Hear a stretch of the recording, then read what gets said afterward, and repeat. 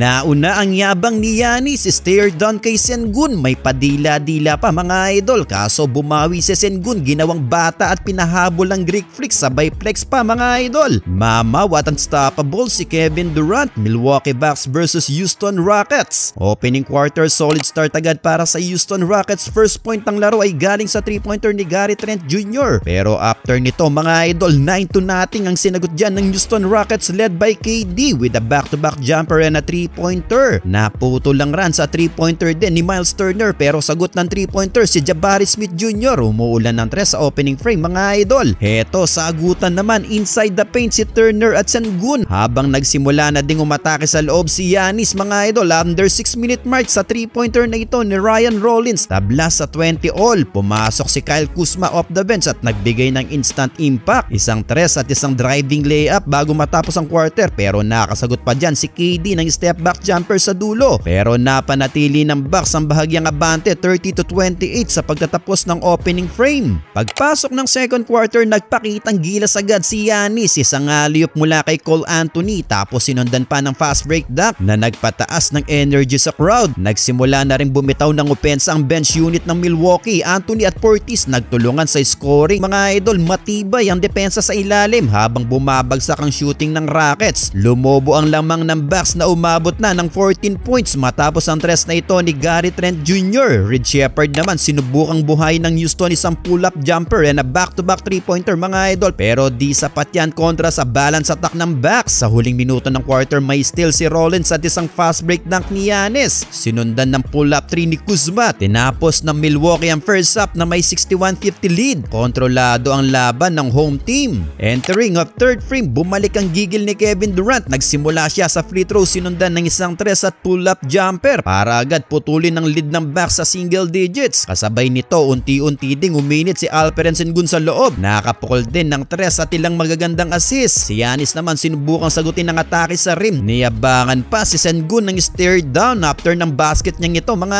idol. Padila-dila pa. Pero ramdam na ang momentum shift ng Rockets sa kalagitnaan ng quarter. Muling bumitaw si Durant ng mid-range at tumulong si Jabari Smith Jr. sa perimeter shooting. Sa pagtatapos ng third frame, tabla na halos ang laban mga idol. Bumaba sa 3 points ang lamang ng Bucks, 85-82. Sa final quarter, sagutan agad sa opensa pero nakabalik ang Bucks sa 3-pointer for Bobby Ortiz na nasundan ng back-to-back points ni Giannis. Naibalik muli ng Bucks ang 7-point lead pero under 5-minute mark dito na nag-init at nakapag-comeback ang Houston mga idol. Borado ang 8-point lead ng Bucks ng 7-0 ng Rockets sa tres na ito ni Jabari Smith Jr. Nang maagaw na ng Houston ang kalamangan 111-113. Nagpalitan pa ng puntos mga idol. 35 seconds left, mintis si Giannis sa free throw at heto mga idol ang bawi ni Sengun kay Giannis. Pinahabol at ginawang bata ang Greek Freak with an inside basket for Sengun, sabay flex pa mga idol. Well, sa huli panalo pa ang Houston Rockets 122-115. What a comeback win for the Houston Rockets.